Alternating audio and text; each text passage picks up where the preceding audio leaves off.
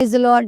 ఈరోజు ఒక సామెత నేర్చుకుందామా? సామెతల గ్రంథం 23వ అధ్యాయం 26వ వచనం. నా కుమారుడా, నీ హృదయమును నాకిమ్ము, నా మార్గములు నీ కన్నులకు ఇంపుగా ఉండనిమ్ము. దేవుడు మనిషిని ఏమడుగుతున్నాడు? పువ్వులు తీసుకురా, ఫలాలు తీసుకురా, బంగారం తీసుకురా, వెండి తీసుకురా, ఆ నైవేద్యం తీసుకురా, ఈ అర్పణ తీసుకురా అనట్లేదు. నా కుమారుడా, నీ హృదయం నాకివ్వు. మన హృదయం దేంతో నిండిపోయింది? మన హృదయంలో అయినా మంచి ఉన్నాయా?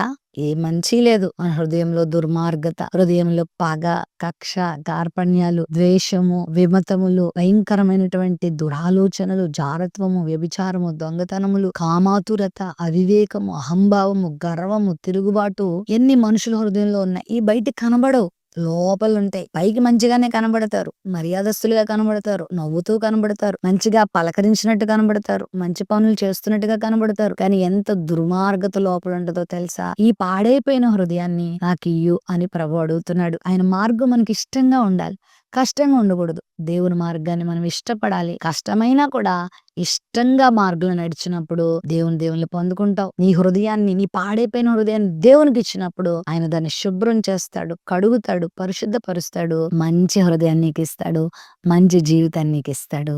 ఆ తర్వాత నిత్యరాజ్యాన్ని